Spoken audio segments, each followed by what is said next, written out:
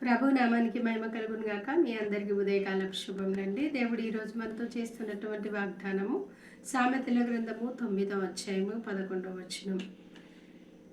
నా వలన నీకు దీర్ఘాయువు కలుగును, నీవు జీవించే సంవత్సరములు అధికములగును. మరి భూమి మీద పుట్టినటువంటి ప్రతి మానవుడు గిట్టక తప్పదు. కానీ దేవుడు అంటున్నాడు, మనకు దీర్ఘాయుషును కలుగజేస్తా అంటున్నాడు.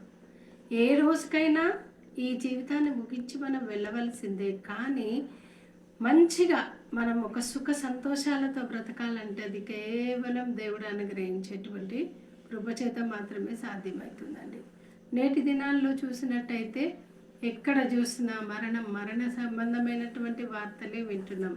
చిన్న పెద్ద తారతమ్యం ఏమీ లేదు. ఎటు చూసినా ప్రతి ఒక్కరూ ఒక మరణం అనే భయంలోనే బతుకుతున్నటువంటి రోజులు ఇవి. రకరకాలైనటువంటి వరదలు, రకరకాలైనటువంటి భూకంపాలు, రకరకాలైనటువంటి కరువులు, మళ్ళీ యాక్సిడెంట్స్, ఎక్కడ చూసినా భయంకరమైనటువంటి మరణకరమైనటువంటి అపాయకరమైనటువంటి పరిస్థితుల్లో మనం బ్రతుకుతున్నాం. ఇలాంటి సమయంలో దేవుడు మనకిస్తున్నటువంటి చక్కటి వాగ్దానం ఏంటంటే, నా వలన నీకు దీర్ఘాయువు కలుగుతుంది, నువ్వు జీవించే సంవత్సరంలో అధికంలో అవుతాయని. చాలాసార్లు మన జీవితాల్లో ఒక వ్యాధి కానీ ఒక రోగం కానీ మనకు వచ్చినప్పుడు చాలా పెద్దగా ఊహించుకుంటాం. చిన్నగా మనకు ఏదన్నా అయిందనుకోండి, చాలా పెద్దగా ఊహించుకుంటాం. అమ్మో ఇంకా ఏమైపోద్దో, నా పని అయిపోయిందేమో, ఇంకా నేను బ్రతకనేమో అని. ఇలా మనం టెన్షన్ పడుతున్న సమయంలో కొందరు మనం దర్శించడానికి వస్తారు. వచ్చిన వాళ్ళు సైతం అయ్యో నీకు ఇట్లా అయిందా అట్లా అయిందా అని చెప్పేసి వాళ్ళు ఇంకొద్దిగా భయపెడతారు.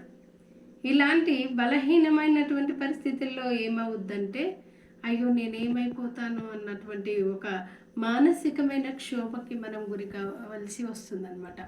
అలాంటి వారి కోసం దేవుడు ఈరోజు చెప్తున్నటువంటి వాగ్దానం ఏంటంటే, ప్రియమైన దేవుని బిడ్డ, నా వలన నీకు దీర్ఘాయువు కలుగుతుంది. నిజంగా దేవుని మీద మనం భారం వేసి మనం బ్రతికినట్టయితే దేవుడు మనల్ని ఆయన బ్రతికిస్తాడంటే అంతే. ఆయన మాట చెప్పడం మనం బ్రతికిపోతాం అంతే. నువ్వు బ్రతకుము అని దేవుడు మనతో ఒక్క మాట అన్నాడంటే చాలు, మనం జీవిస్తూనే ఉంటాం. ఎందుకంటే ఆయన జీవమునిచ్చే దేవుడు. ఆయనలో ఉన్న జీవమును మనలోనికి ప్రవహింపచేసే దేవుడు. అద్భుతకరుడు. అంటే కొన్నిసార్లు కొంతమంది జీవితాల్లో అయ్యో చచ్చిపోతారు అన్న పరిస్థితికి వెళ్ళినప్పుడు, ఇంకా వీళ్ళు బ్రతకరేమో అన్నటువంటి పరిస్థితికి వెళ్ళినప్పుడు ఆటోమేటిక్గా దేవుడు వాళ్ళని ఉన్నతమైనటువంటి పరిస్థితుల్లోకి, అంటే మంచి ఆరోగ్యకరమైనటువంటి పరిస్థితుల్లోనికి నడిపిస్తారు. అట్లా చాలామంది సాక్ష్యాలు మనము చూస్తున్నాం, వింటున్నాం. మరి మా జీవితాల్లో కూడా ఎన్నో రకాలైనటువంటి అలాంటి పరిస్థితిని ఇచ్చి ఉంటున్నాడు. నా జీవితంలో 2015 సంవత్సరంలో దాదాపుగా నేను చావు యొక్క చివరి అంచులోకి వెళ్ళిపోయాను. అసలు నేను బ్రతకను అని అనుకున్నారు. అది 31 డిసెంబర్ 31 అనమాట. అందరూ న్యూ ఇయర్ సెలబ్రేషన్లు చేసుకునే పరిస్థితుల్లో ఉన్నారు. నాకు అప్పుడు మా మూడో పాప కడుపులో ఉంది.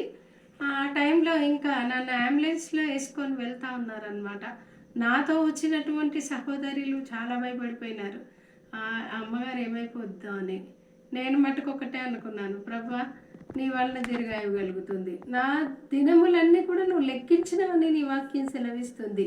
మరి నా దినముల పరిమాణాన్ని నువ్వు లెక్కించిన దేవుడవు కనుక నువ్వు బ్రతికిస్తే నేను నీ సేవ చేస్తా. ఒకవేళ నువ్వు తీసుకెళ్ళా అనుకో, నీ దగ్గరికి వస్తా కదా అని చెప్పేసి నేను నిశ్చింతగా ఉన్నా. కానీ వీళ్ళు నాతో వచ్చిన వాళ్ళందరూ భయపడుతూ ఉన్నారు. ఇంకా మేము అక్కడికి వెళ్ళి హాస్పిటల్లో, గాంధీ హాస్పిటల్లో అడ్మిట్ చేశారు. హాస్పిటల్లో అడ్మిట్ చేసినప్పుడు అక్కడ ఉన్నటువంటి డాక్టర్ వచ్చి చూసి నన్ను చూసేసి, అస్సలు ఈమె ఏంటి ఇంత ఇదిగా ఉంది, అసలే చాలా బలహీనంగా ఉంది, బ్లడ్ కూడా చాలా షార్టేజ్గా ఉంది, ఒక డోనర్ని చూపిస్తేనే మేము పట్టుకోవాలా వద్దా అని చెప్పేసి మేము చెప్తామని అన్నారు. చాలా బలహీనంగా ఉన్నా నేను. అసలు ఏ క్షణంలో ఏమవుతుందో అన్నటువంటి మూమెంట్లో నేనున్నా. వాళ్ళేమో మేము పట్టుకోము ఈ కేసుని అని చెప్పేసి వాళ్ళు అనడం జరిగింది. ఎందుకంటే నాకు ఆల్రెడీ షుగర్, డయాబెటిక్ అనమాట ఉండడం వల్ల, దానివల్ల కూడా అందరూ అంటే డాక్టర్ భయపడతా ఉన్నారు. నెక్స్ట్ నేను చాలా వీక్గా ఉన్నాను కూడా. ఇంకా అలాంటి సమయంలో ఏమైందంటే ఇంకా వీళ్ళంతా భయపడుతూ ప్రార్థనలు చేస్తూ ఉన్నారు. నేను ఒక్కటే అన్నాను, మీరేం భయపడొద్దు, నన్ను తిరిగి ఇంటికి తీసుకెళ్ళండి అని. ఎందుకంటే గాంధీ హాస్పిటల్లోనే నన్ను పట్టలేరండి. పట్టకుండా మమ్మల్ని రిటర్న్ పంపించేశారు. మేము వచ్చేసామన్నమాట. ఆ నైటే వచ్చాము. అందరూ న్యూ ఇయర్ సెలబ్రేషన్ చేసుకుంటున్నాం, మేము ఇంటికి తిరుగు ప్రయాణం చేసి వచ్చాం. వచ్చిన తర్వాత ఇంకా మా దగ్గరే ఒక చిన్న హాస్పిటల్ వాళ్ళు డైర్ చేసి పట్టుకోవడం జరిగింది. అయితే హాస్పిటల్కి వెళ్ళిన తర్వాత వాళ్ళు కూడా ఒకటే అన్నారు, ఈమెకి డోనల్ దొరకాలి, రక్తం ఎక్కించాలి, ఎక్కిస్తేనే ఈమెకి మేము ఆపరేషన్ చేస్తాం, లేకపోతే లేదు అన్నారు. అయితే ఇంకా అప్పుడు నేను ఇంకా ఆపరేషన్ థియేటర్కి వెళ్ళే ముందు నేను ఒక చిన్న ప్రార్థన చేసుకున్నా. ప్రభువా, ఇప్పుడు వచ్చి బ్లడ్ టెస్ట్ చేస్తారు, నాకు బట్టకి ఇంకొకరి రక్తం వద్దు, నా రక్తమే నాకు సరిపడాలి, డాక్టర్ నా రక్తం నాకు సరిపడుతుంది అనేట్టుగా మీరు చెయ్యండి, మీ రక్తంని నా లోపల ప్రోక్షించండి, నాకు కావాల్సిన రక్తం సరిపోతుందని నేను ప్రార్థన చేసుకున్నా. తర్వాత రిపోర్ట్ వచ్చింది, డాక్టర్ వచ్చి అన్నాడు, ఏం పర్వాలేదు, ఆమెకున్న రక్తం ఏమో సరిపోతుంది అని చెప్పేసి థియేటర్లోకి తీసుకెళ్ళడం జరిగింది. చక్కని పాపకి నేను జన్మనివ్వడం జరిగింది. నిజంగా ప్రియమైన దేవుని బిడ్డలారా, నా వల్ల నీకు దీర్ఘాయువు కలుగుతుంది.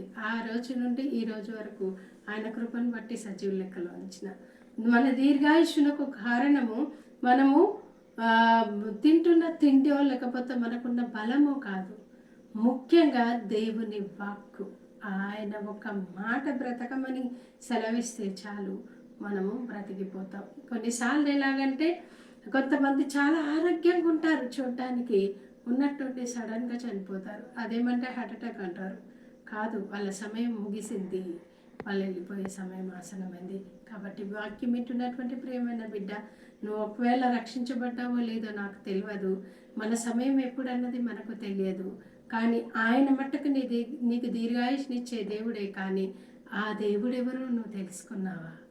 దేవుడి ఉదయకాలంలో నిన్ను అడుగుతూ ఉన్నాడు. ఆ దేవుని నువ్వు తెలుసుకో, ఆయన అడుగుజాడల్లో నడువు, ఆయన నీడలో నువ్వు నడువు. దేవుడు నీకు మంచి దీర్ఘాయుష్ను అనుగ్రహిస్తాడు. దీర్ఘాయుష్ను అనుగ్రహించి ఆ యొక్క దీర్ఘాయువు ఎలా ఉంటుందంటే, ఆయన ఇచ్చేటువంటి ఆ యొక్క ఆశీర్వాదం ఎలా ఉంటుందంటే, మేలు చేయుచు బ్రతుకుటకు, మేలును అనుభవించుచు బ్రతుకుటకు దేవుడు కృప చూపిస్తాడు. అట్టి కృప చేత మీ అందరినీ దేవుడు దీవించి ఆశీర్వదించిన గాక.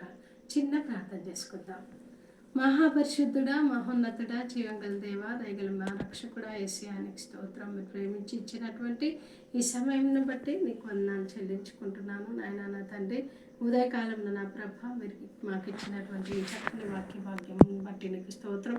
ఎంతమంది అయితే మరణకరమైన పరకల మీద ఉన్నారో ప్రభు, వారిని ఈ యొక్క సమయంలో ముట్టి స్వస్థపరచమని ప్రార్థిస్తున్నాను. ఈ ప్రార్థనలో ఏకీభవిస్తున్న ప్రతి ఒక్కరి జీవితంలో దేవా, మరణపు దూత వారిని దాటిపోవును గాక. నజరేయుడైన యేసుక్రీస్తు నామంలో మృత్యు ఆత్మను కొట్టివేస్తున్నాం. దేవా, వారికి దీర్ఘాయుష్ను అనుగ్రహించండి. అవును ప్రభా, నేను నమ్ముతున్నాను ప్రభా, ఈ యొక్క వాక్యము చూస్తున్న వారికి దీర్ఘాయుష్ను అనుగ్రహిస్తున్నందుకై స్తోత్రం. అట్టి బిడ్డలు ఈ వాక్యంను చూస్తున్నారని నేను నమ్ముతున్నాను అయ్యా, నీకు వందనాలు. వారిని దీవించి ఆశీర్వదించి ఒకానొక దినాన ప్రభా వారి సాక్ష్యము చెప్పుట నేను విందునుగా కానీ ప్రార్థిస్తున్నాను. అట్టి కృప చేత మమ్మల్ని ఆశీర్వదించి దీవించమని యేసు నామమున వేడుకుంటున్నాను తండ్రి, ఆమేన్.